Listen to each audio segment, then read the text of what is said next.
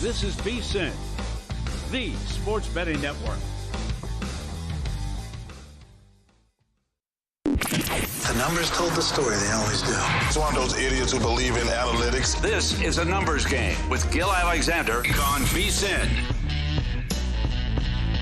All right, welcome into a numbers game. He's Kelly Bidlin. I'm Joe Serralo, getting ready to take you through this Thursday morning as we gear up for the weekend ahead. Kelly, a lot of NBA action last night. Can't say the same for the weekend ahead, but We'll have, the slam dunk contest, the all-star game.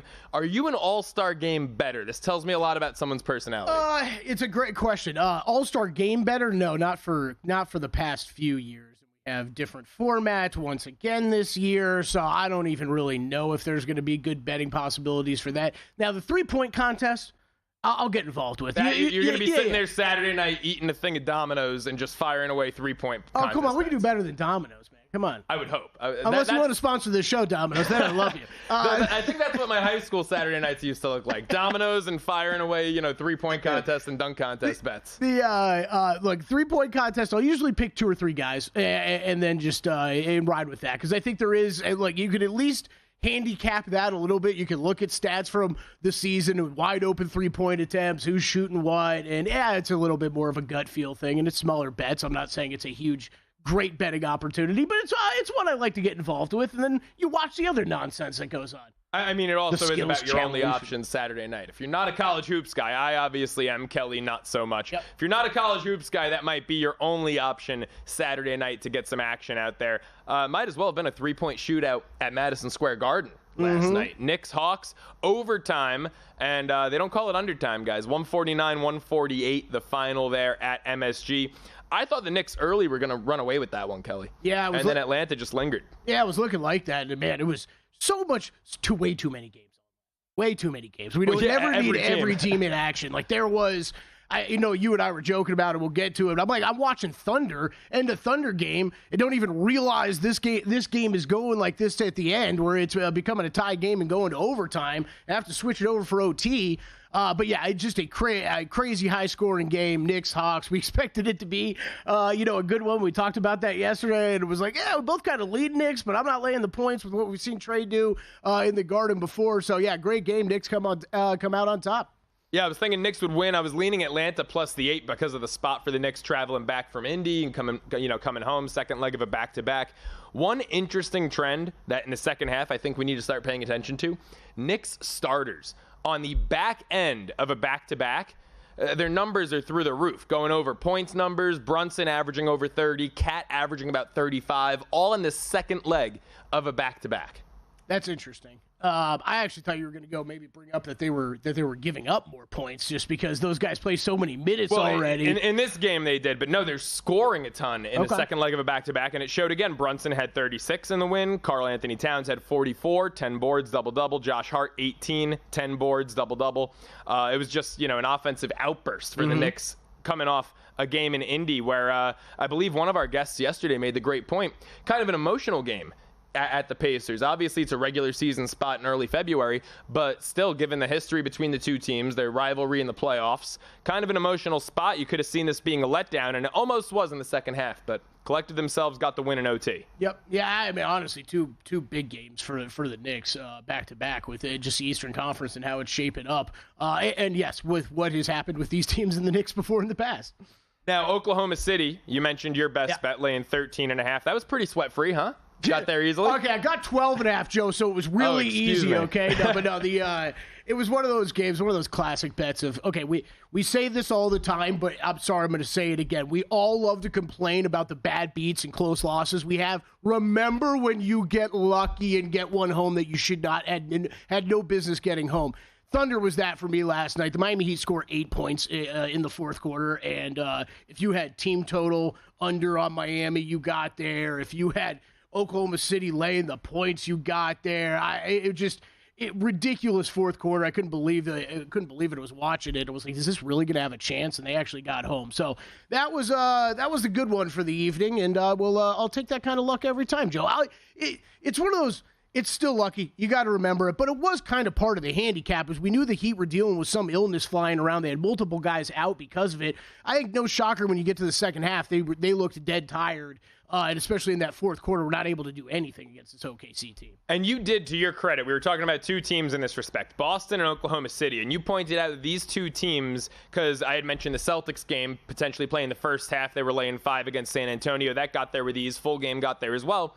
But you had mentioned that the way that the Celtics and Thunder are constructed, if the game is close after 3 quarters, they can just completely run away with it in the fourth. Yep. And so that did, I don't know if that's exactly how we thought the Thunder Heat game was going to play out, but it did get you home in that case. Exactly. Yep. No, it absolutely is. It's just they're so both teams so deep, so much talent, and you go up against some of these other teams. Miami, a good example, especially when they have a couple guys out. You're already a little short on talent and what's available in your starting lineup, and then when you go to compare benches, just OKC, what they can throw at you is overwhelming. How about that Houston-Phoenix game? 2 cold teams coming into play. The Suns up by 8 going into the fourth quarter, and Houston laying 6.5 outscores them by 16 in the fourth quarter, 35-19. Not only do they get home with the win, they get there with the cover as well, an 8-point win for a team that was trailing by 8 going into the last quarter. Yeah, it was impressive. I mean, this is, we've brought it up the past couple days, but definitely if you're betting NBA, you got to bookmark a couple of these teams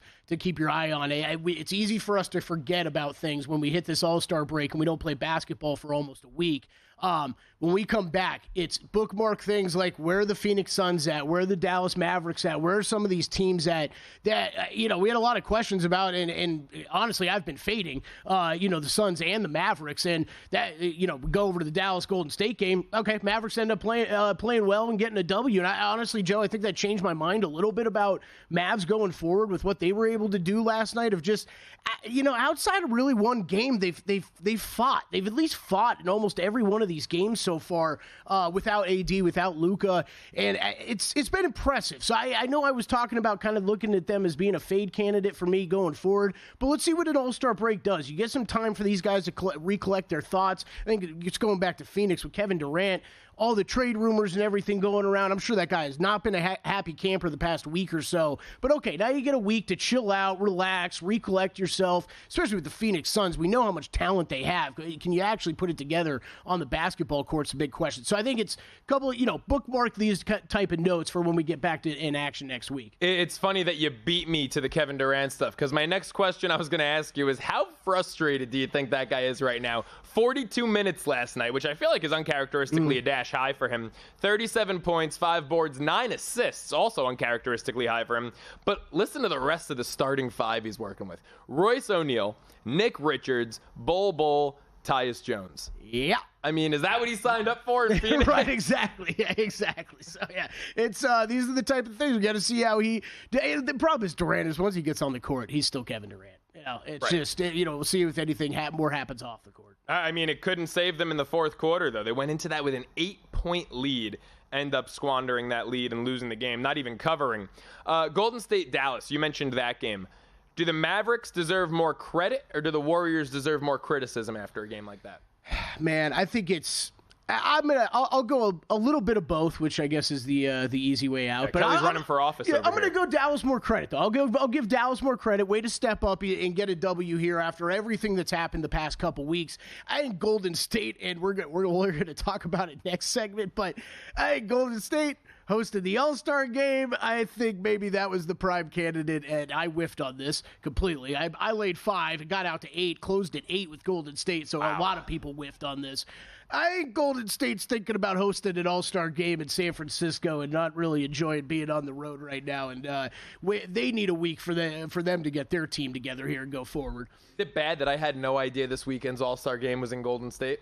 I had no clue. No. That's how little I pay attention to the NBA All-Star game. I don't even know the format this year. Kelly, what is the format? I feel like we're now in the rotation, too, with the, like the Pro Bowl. I've got to double check every year, too, where I'm like, we're not. Do that in Orlando now, we're right? not going back to Hawaii or anything, right? We're just in Orlando now and everything. So, yeah, we'll talk through All-Star game a little bit more tomorrow. But, we've redone formats where they're drafting teams and all that stuff. What is the format? Is it 4 teams? It's 4 teams. I'll have to pull up all the details. Yeah. I don't even know them off the top of my head. That'll be for tomorrow for sure. What do you think about Kyrie moving forward? Can Kyrie single-handedly will this team? It's a great question. It's a great question because it is the question when it comes to the Dallas Mavericks. And I think from the basketball player standpoint that we've seen on the court, Kyrie Irving, yeah, he can. And one of the big knocks about the Luka trade was, man, so much of this team was constructed to play around Luka Doncic. Now, a lot of that still applies for Kyrie Irving, but you are asking him to just do an incredible amount on the basketball court, both scoring and assisting the ball, running this offense completely. It's tough. I think Kyrie's that good of a player that he can do that, but not to have the other surrounding talent to take them to another level is going to be the problem. Kelly, how about this Lakers-Utah game? 131-119, Jazz get their 13th win.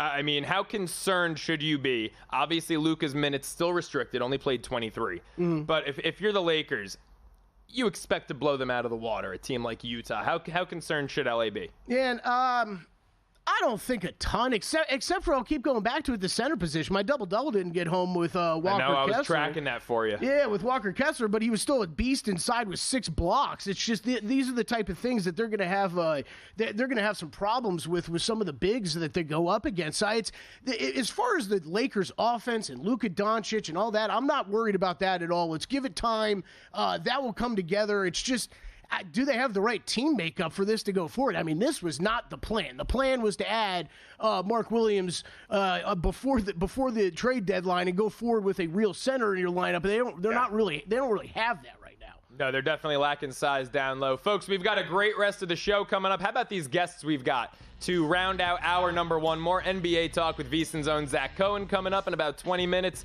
Then Phil Bobbitt, motorsports handicapper, going to break down everything you need to know about the Daytona 500. On the other side, we'll look at last night's college hoops card, and I'll already start dishing out some best bets in college basketball for the night to come. It's a numbers game. He's Kelly Bidlin. I'm Joe Serralo. Don't go anywhere.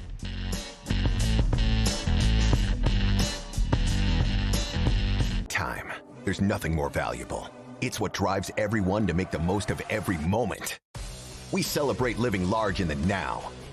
In a city where time disappears, we create experiences that electrify the soul and memories that will last forever. We go big. We go all night. And here, everyone is invited.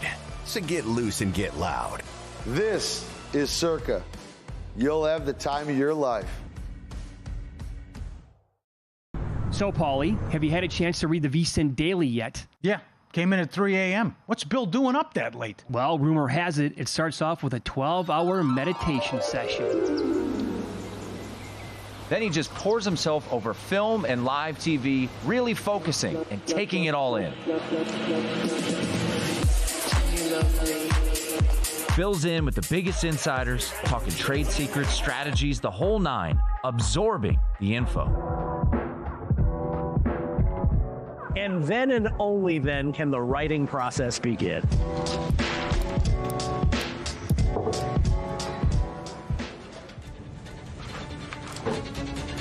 In Las Vegas, Bill's late night becomes your early morning. Wake up to the very latest betting insights in your inbox with the VSiN Daily. Sign up for free at vsin.com/newsletter. On the next Follow the Money Good College Basketball card, we'll go over some big games in the West Coast Conference, also a small NBA slate, plus Steve Wiss on soccer, loaded schedule this weekend, and also Will Hill, college hoops, and MLB futures. Dodgers as low as plus 275 to win the World Series. Follow the Money weekdays, 4 to 7 Eastern on VSiN, the Sports Betting Network, Sirius XM Channel 158. Get the VSiN Watch app.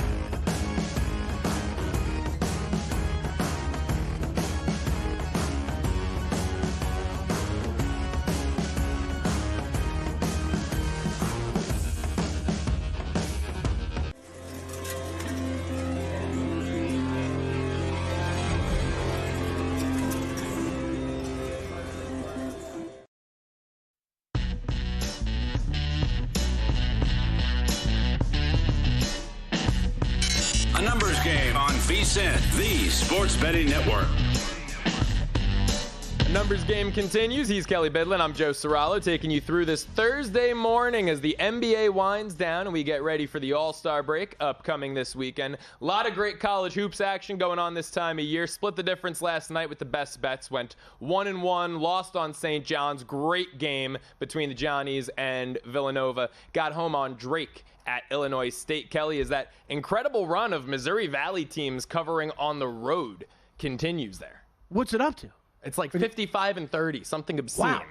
Yeah. Okay. Road teams in the Missouri Valley, absolutely the move. We've got some Summit League action. I know Kelly is really excited about that. I mean, Joe, don't fall asleep when Missouri Valley teams come to play you, okay, man? That's what it is, obviously. Clearly. So we've got a couple picks in the Summit League we'll get to later on this segment coming up shortly. Some more NBA action tonight. Not quite the slate we had yesterday, just about 4 or 5 games to get to tonight. I believe 5 total. And Kelly, you're already getting people reaching out to you, some friends you haven't spoken to since middle school, asking for your lock of the century. Is that what's going on here? I was just going to bring up yesterday we all get this, but the friend who checks in like every few weeks, like, hey, what are you betting today? You got anything? Like clearly like they're just going to be at the bar and they want to watch or something, right? Yep. So I had a friend text and I gave him a couple things I was on, but Thunder was one of them, right? And he was laying 13.5.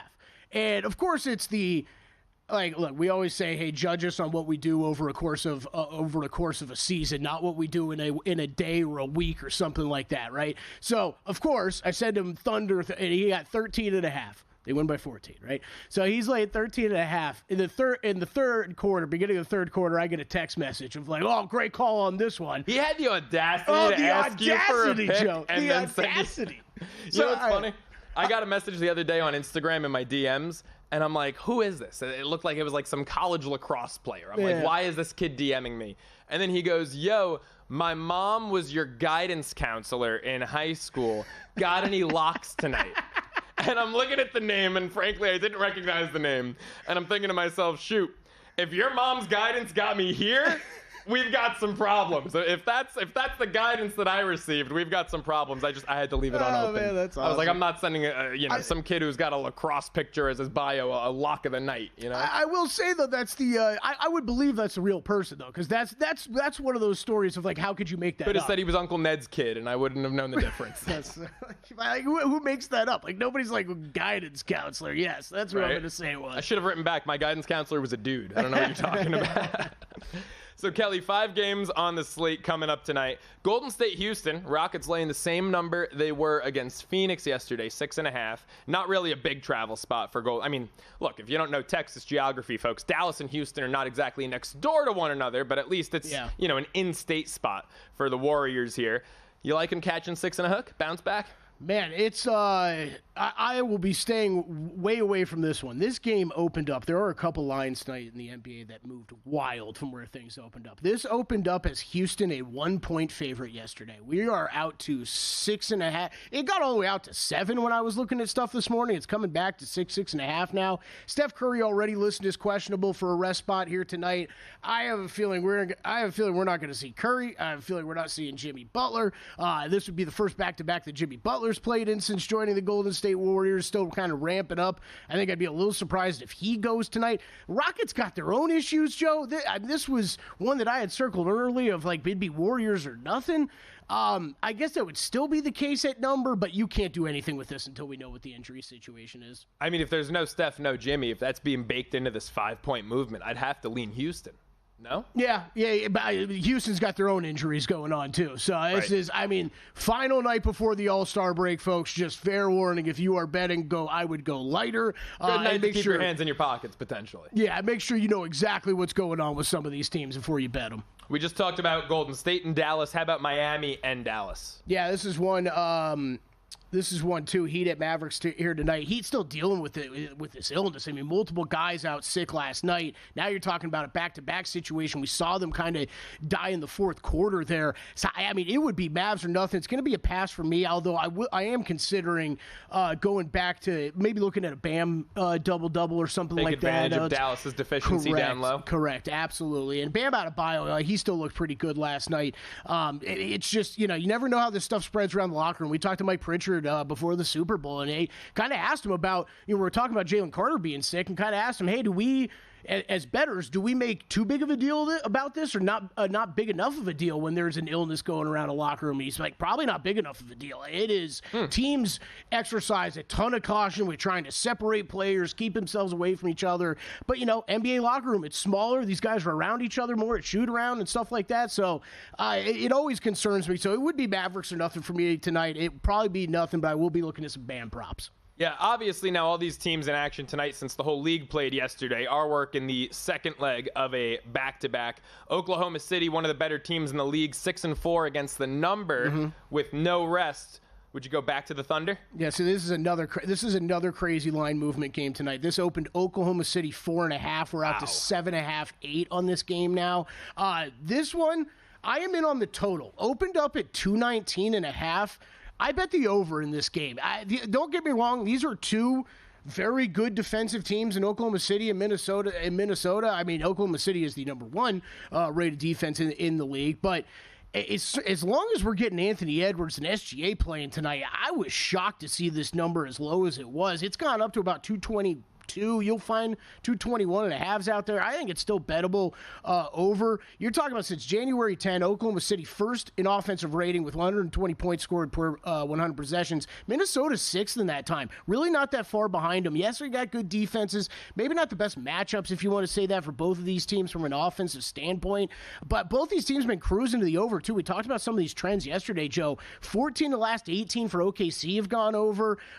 Minnesota, it's 12 of the last 18. So these teams are scoring points as is right now. Last game, if anything, I'd expect to see tired legs back to on the second half of back-to-back, like you said, Joe. All these teams on a back-to-back tonight. You got that. The All-Star break coming up. Defense might not be the top priority this evening. Kelly, I'm curious, when you're capping hoops, and obviously you're more the NBA guy, I do a little more college.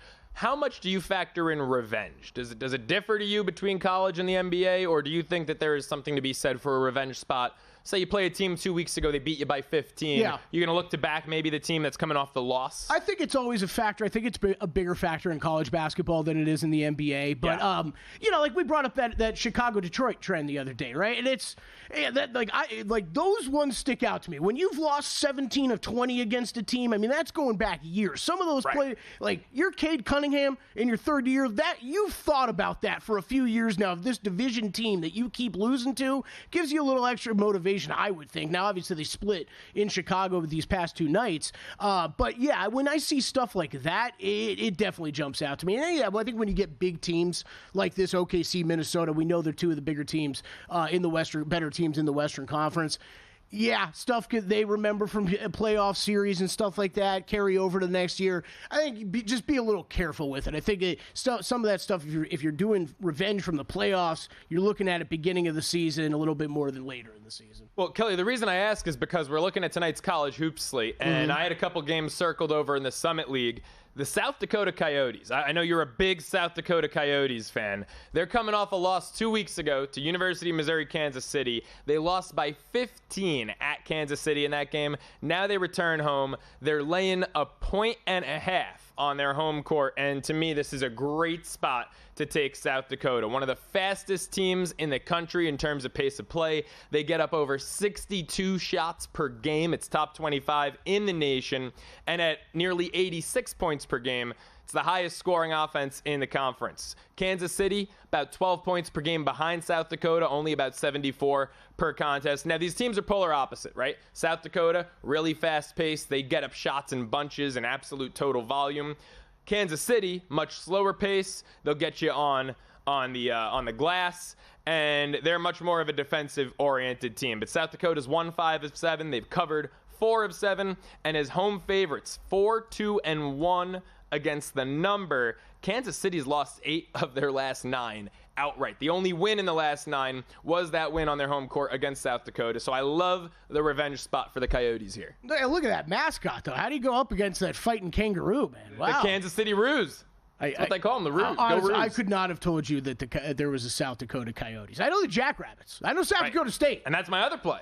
Oh, we're taking Omaha plus 9.5 against South Dakota State. Look, South Dakota State, you know the Jackrabbits because they're a staple in March Madness, right? I mean, I don't think you're locked into the Summit League, No, Kelly. yeah, but they're feisty. They're feisty and every who now doesn't and love then. a Jackrabbit logo? That's right. And they've always got that one white dude who's going to hit like 9 threes in March on the national Only stage. one? Yeah, well, no, they've got quite a few.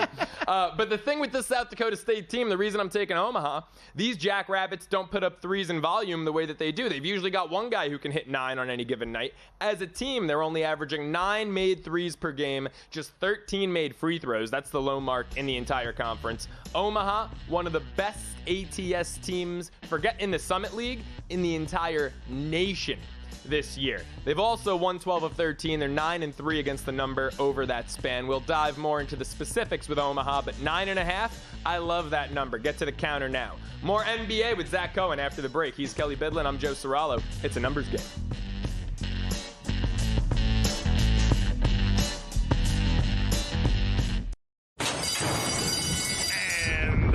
They're off.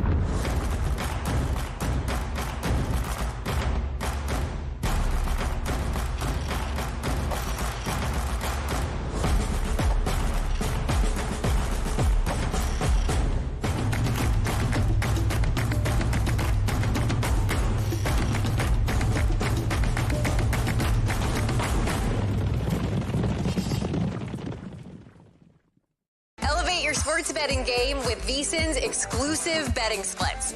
Stay ahead with real-time market trends and track bet percentages on any matchup, then uncover the edge by comparing them to the amount of bets placed to find out where the sharp money is headed. Upgrade to VSiN Pro to access betting splits, live odds, line moves, power ratings, and in-depth game analysis. Go to vsin.com/pro to join VSiN, the sports betting network.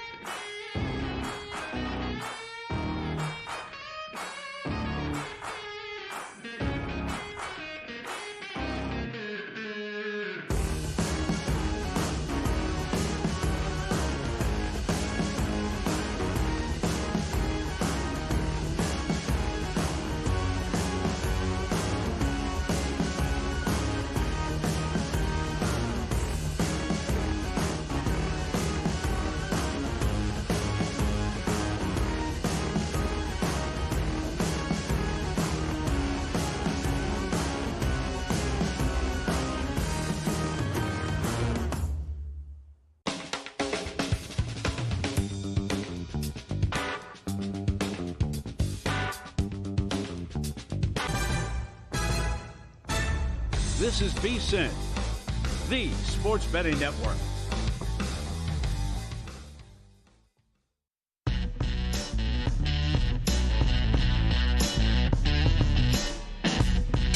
A numbers game on VSiN, the Sports Betting Network.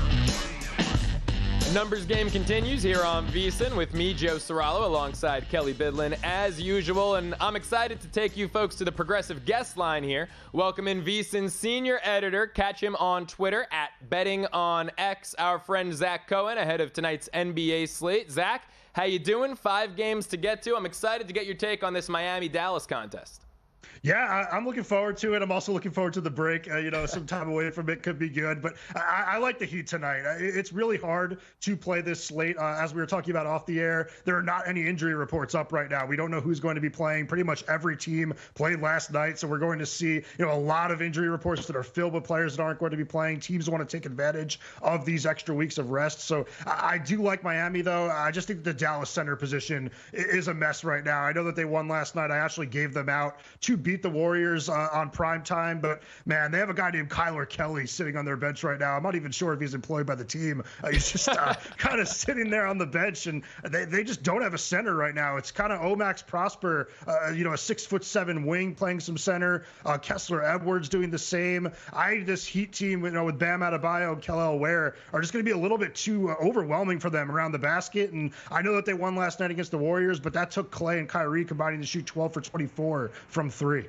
So, Zach, Kelly and I were actually talking about this earlier in the show. How concerned are you when it comes to that illness that's reportedly going through Miami's locker room? You mentioned it. Obviously, it's so early in the day. There aren't any accurate injury reports out there yet. Would that make you, if some notable names are on that illness injury report, would that make you lean more towards maybe Bam props going up against a depleted group of guys down low for Dallas, or would you stay with the Heat?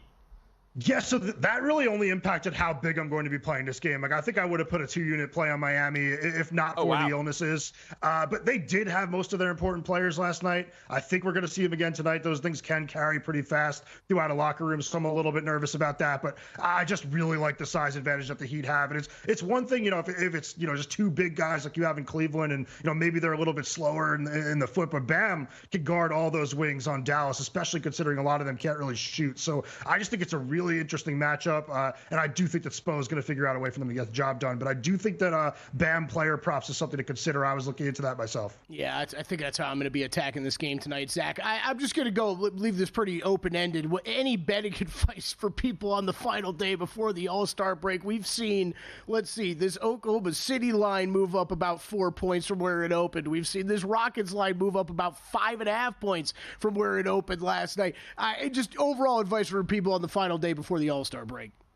I think my advice would be to take it easy. Like these players themselves are looking forward to this break to get their bodies right. A lot of teams are holding players out. I think you saw, Damian Lillard sit out for the Bucks because they wanted to give him, the full week or so to just kind of get his body right. So these players are not treating these games the way that you're going to want to be treating them. So I just don't want you to be losing too much tonight and being mad at the teams when, you should know them that they themselves probably do not care as much. Zach, how about a little parlay action? You've got a 2-team money liner you're looking at for this evening? Yeah, I'm going with the Kings to beat the Pelicans again, and I'm also going with the Thunder to beat the Timberwolves. I just think, we've seen now that the Sacramento team is a little bit too much offensively for New Orleans, as constructed. I think that without Herb Jones, you're kind of missing a really important perimeter defender for DeMar DeRozan, who is now lighting it up for Sacramento. I just think that the Kings are going to do, their business tonight. I think this is a really good basketball team, honestly. I mentioned it after the trade deadline that I see this being, the same exact team it was, with Aaron Fox. I'm very high on the move that they made for Levine. I think that they did some nice moves to add, Valanciunas to their bench, Jake LaRavia to the bench. And then for the Thunder against the Timberwolves, this is just a struggling Minnesota team right now. They are lacking in firepower in a big way. I know that people don't really like, Julius Randle, but he brings something to the team. And I do think that it's going to be very difficult for them to create efficient offense against Oklahoma City's defense. Hey, Zach, I don't know what stood out to you most from last night with every team in action. There was a lot that you could choose from. Jamal Murray scoring a career-high 55 points in a Denver win. That stood out to me because I think that what was some of my major concerns for Denver is, okay, this team lost pieces from what we've seen the past couple years ago. I think that's going to be tough to make up, and I thought Jamal Murray had been on the rapid decline over this season. Any thoughts on Denver going forward? Did that catch your eye as much as it did mine?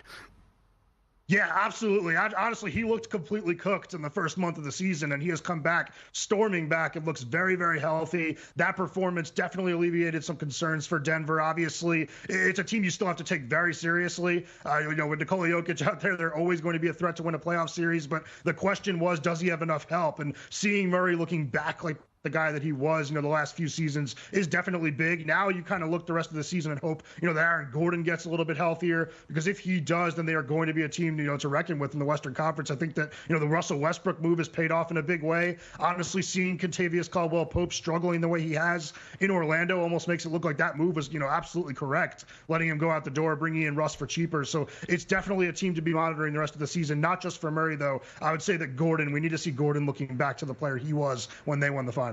He's Zach Cohen with us on the Progressive Guest Line now. Make sure you follow him on Twitter at BettingOnX. Zach, you look at Houston yesterday. They were laying 6.5 against Phoenix, down 8 going into the fourth quarter, end up blowing the Suns out in that fourth quarter, winning by 8. The cover gets home. Now they're taking on Golden State, laying that same number, 6.5 at the moment. This one, I believe, opened with Houston laying just a point. Does that tell you it looks like Steph is out? It looks like Jimmy might not go. I mean, Jimmy Butler hasn't exactly been playing a lot of back-to-backs this year. Would you be interested in getting in on a much younger Houston team in a back-to-back spot? Yeah, so this is another one where I'd be looking, if you like Houston, take it in a parlay in the money line, maybe use it with the Thunder and just get a solid price for both teams, because I do think Oklahoma City is a pretty safe play tonight. I just wouldn't want to be laying 6.5 only without seeing the injury reports, because if Steph does play, that is a lot of points. We have seen, that this Golden State team has been very competitive with Butler in the lineup, so that's my only concern there. But, man, I do have concerns about Golden State moving forward. I think after the deadline, I did not like the Jimmy trade for them. I just think that there are too many players on that team that can't shoot the basketball. And when you bring Kuminga back into the mix, you're going to be looking at Kuminga, Butler, Draymond Green on the court with Stephen Curry, clogging things up, making things very difficult on him. Yeah, we were talking about it first segment, Zach, and I said I think there's a lot of these teams, especially in the Western Conference, just kind of bookmark. Don't forget, I know it's going to be a week without basketball, but we got a lot of questions about, Warriors, Mavericks, Suns, Lakers, right, with different problems that they got to recover from. I'm going to circle back. You brought up last week on the show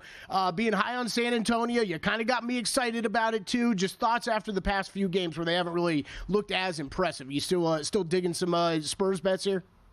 Yeah, I will say I do listen to the shows. I think that's been misconstrued a bit as a pick for them to win the Western Conference. That was a value grab for me, just because I do think that if the Spurs were to find a way in, they'd be as tough and out as anybody, because I do think that on paper, that team is at worst, the third team in the Western Conference right now. So I think that San Antonio is looking really good for the future. I put in 100-1 because I think that, there's a slight chance that they get into the play-in, make some noise in that play-in, and do end up with a playoff spot. But they do have a lot of work to do in order to get to that point. That's why it's out there at 100-1. But I do think that the Spurs' early returns have looked, bad on defense. I just do think a lot of that has to do with the coaching. I think that they're playing the wrong lineups. They need to put Stephon Castle in a little bit more over Chris Paul.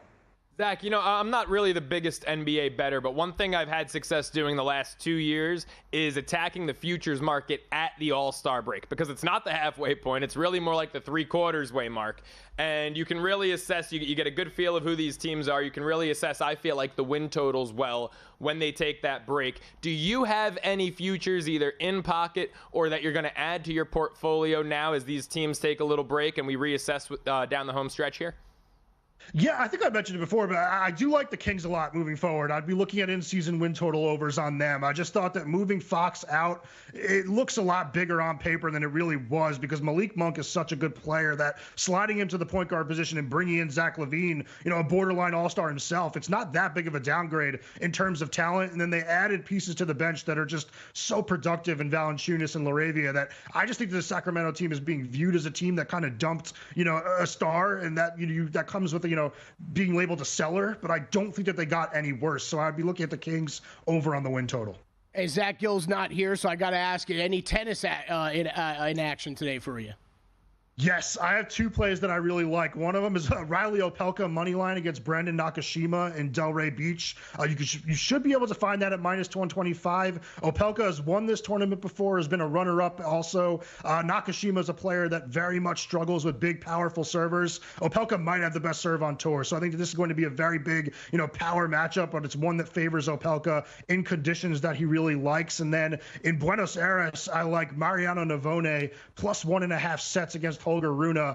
These two played a very competitive match on clay in Madrid last year. Navone is one of the best clay court players in the world. Rune is viewed as one of the top 10 players in the world, but you have to factor in surfaces. Last year, Navone had, I believe, the 9th most wins on clay on tour, and I believe the 3rd highest break percentage on clay on the tour. So I think he's going to be getting a lot of pressure on Rune's serve, and Rune was sick 2 weeks ago and had a pretty poor performance in Rotterdam, which is a tournament that he usually plays well at. VSiN's own Zach Cohen. Follow him on Twitter @BettingOnX. Zach, really appreciate the time. Thanks so much, man. Thanks, guys. Folks, don't forget, VSiN.com. Your first 30 days, you could sign up now. Get them for just $9.99. Zach's going to have some player props for tonight's NBA card up there shortly. Greg Peterson's got his college hoops best bets. Adam Burke going to add some as well momentarily. VSiN.com/subscribe, $9.99. Your first 30 days. Got a good thing coming. Just wait and see. It's a good.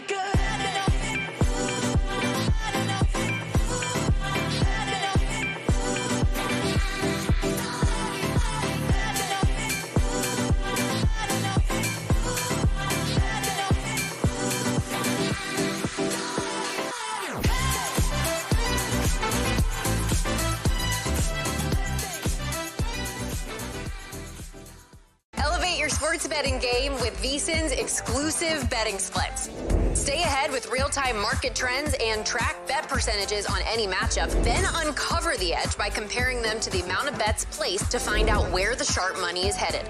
Upgrade to VSiN Pro to access betting splits, live odds, line moves, power ratings, and in-depth game analysis. Go to VSiN.com/pro to join VSiN, the sports betting network.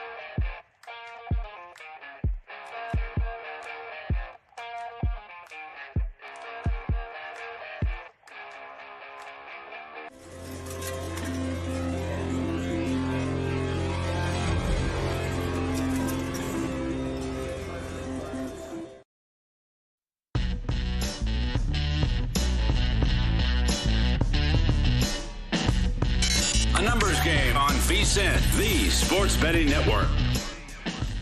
Folks, sports betting never slows down, and neither should you. With the Daytona 500 coming up this weekend, the NBA and NHL seasons in full swing, the PGA Tour underway, and March Madness, as well as the MLB season right around the corner, there is no shortage of action to wager on just because football's over. Start betting smarter now with a VSiN Pro subscription. For as little as $9.99, you'll get a daily email with all the plays from our hosts and their guests, expert analysis, deep dive stats, and exclusive insights to help you make the smartest picks. Don't place your bets unprepared. Get full access today for just $9.99 at vsin.com/subscribe.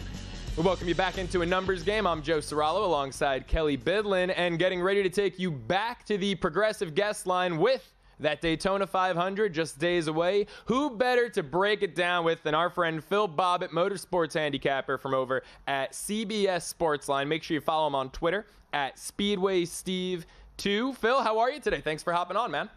Good morning, fellas. I am thrilled to be here. It's the start of NASCAR season. I'm excited. Let's get some winners in the account. Yeah, we're getting the season started, and, speaking of winners, not just this weekend, how about for the full season? You've got a couple futures to start us off with. We've got a couple plus money winners here. We're going to go with Chase Briscoe, over 1.5 wins. You can find that at Bet Rivers. We like Chase this year. It could be his breakout season. He's upgrading into a JGR Toyota from a lame duck Stewart-Haas wagon. He won twice in that lesser equipment in the past years. Bad stuff. This is a big performance bump. Martin Truex, who retired, was in that car last year. He won 16 times in 6 years in that car. We like Chase Briscoe over 1.5 wins. The next one we like is Shane Van Gisbergen under 1.5 wins. That's plus 112 over at Bet Rivers. This guy is irrelevant on the oval, so you can throw 30 races out the window. There are only 6 that matter to him. He's one of the best road course racers in the world. The ovals are a different beast. He's just not ready. We think he's going to win 1, but he won't win 2. Phil, it's awesome having you back. Just a reminder for everybody listening out there, if it's first time catching Phil, he reached out to us. We brought him on before the first F1 Vegas, and I don't even know how many bets he gave out, Phil. I think the story I tell is you gave out like 12 and you hit 11 of them or something like that. It was insane. So, Phil Bobbitt's always our go-to racing guy here on a numbers game.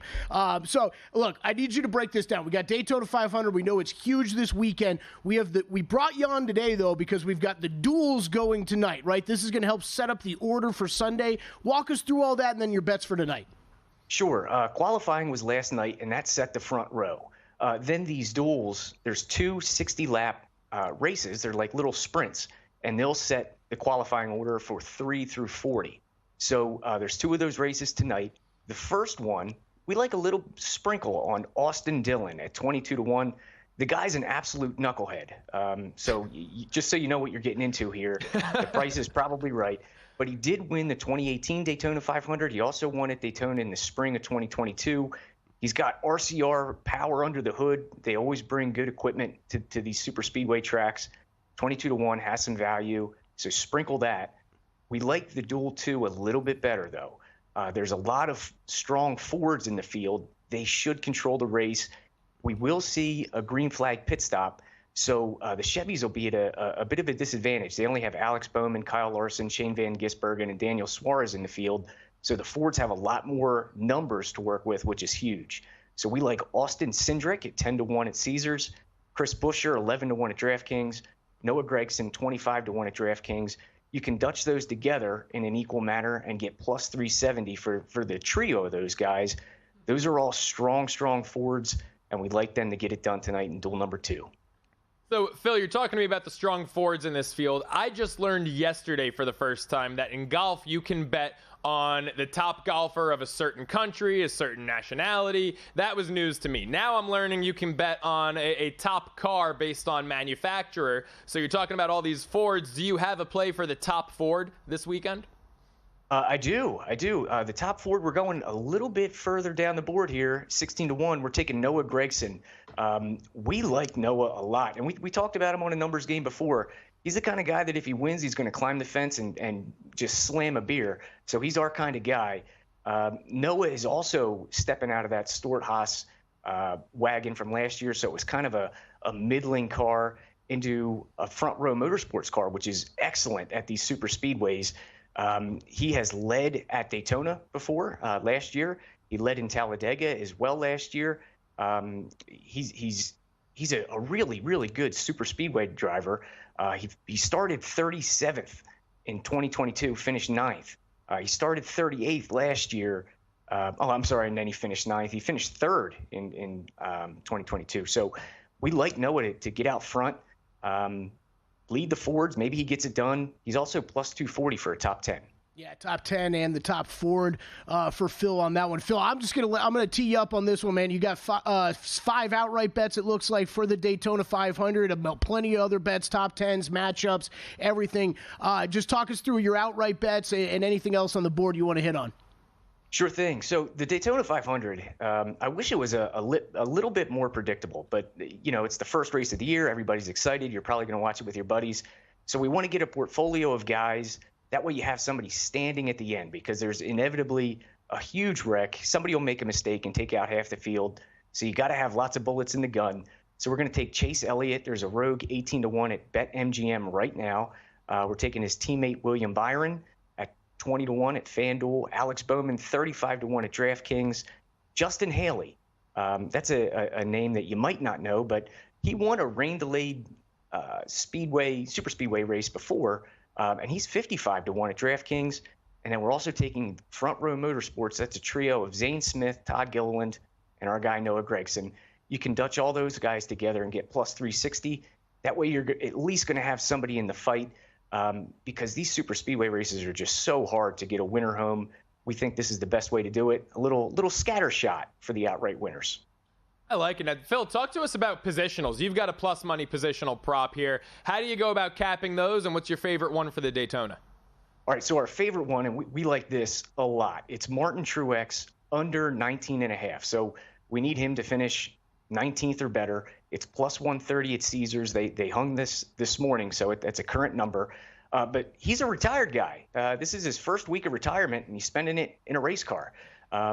So since the next-gen car's introduction in 2022, which is a new design of the car, he's finished inside the top 20 at Daytona 4 out of the 6 races. When you include all the super speedway dates back to 2022, he's 12 for 18 inside the top 20. So a plus money price gives us a huge edge here. We've got him projected between 14 and 17. This car, it's racing under the Tricon Garage banner, which is a very, very small truck team, but it's a Toyota. He raced with Joe Gibbs Racing in the past.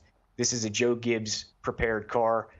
Those Toyotas look good. In a 40-car field, we like his experience. Give us Martin Truex under 19.5. Hey, Phil, I'm going to talk to you through how I'm going to bet Daytona, and you can tell me whether I'm an idiot or not, because I do this every year now for like the past 3 years. I just wait for like 100 laps to go by, a couple crashes occur, and then I just get involved live. I look for one of the bigger names. He's drifted back in the pack. I can get a longer number on him, and maybe I'll add 1 or 2 of those and hope they survive to the end. But so many crashes that come into play here. Is this a better live betting event than most NASCAR races? Yeah, it sure is.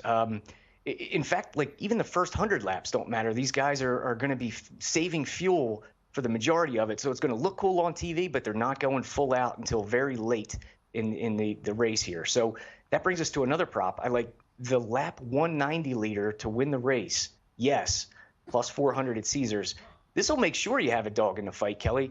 And the way this new car is designed, passing is incredibly difficult. It's hard to get momentum going to complete a pass when they get strung out single file. They can't build the momentum. So this race is normally won from the front row late. Give us the lap 190 leader plus 400, yes. Okay. Phil, before we let you go, final 45 seconds or a minute here. Kelly just mentioned, that this race has a lot of crashes usually and that there's some big cluster. Is that a market that you can get in on? Is there an over-under set on crashes in this? Yeah. I mean, I'm not a NASCAR guy. I'm waiting for someone to turn right. He just wants to bet the over yes on the crashes. Yeah. Is there a market for that? Because I went to one race in my life, and the Clash at the Coliseum, there must have been over 10 crashes, no exaggeration, in that race. There is. That's not a market that we cap in NASCAR. It's one that we cap in F1. So you'll have to have us back for the crash market. If there was, it would be minus 8,000 yes for this race. It's going to happen. I got 2 more quick ones I want to get out before we go. In a matchup over at Caesars, we're going to take Ford over Chevrolet because this is a numbers game, Kelly. We've got 5 Fords projected in our top 7. So that's just there's just so many of them. We think they're going to beat Chevrolet. So Ford over Chevy minus 105 at Caesars. We also like William Byron over Brad Keselowski. In these matchup bets, we like cruisers, not bruisers. And Brad Keselowski normally has his snowplow on the front bumper in these super speedway races. We like William Byron to get it done, minus 110 at ESPN. Great stuff from our guy Phil Bobbitt. Check his workout over at CBS Sportsline at Speedway Steve 2 on Twitter. Phil, thanks for the time. When we come back, we'll look at some NFL next team odds. It's a numbers game with Kelly Bidlin and Joe Sorala. And we're out. Okay, give me 1 sec. I need to load funds into my game.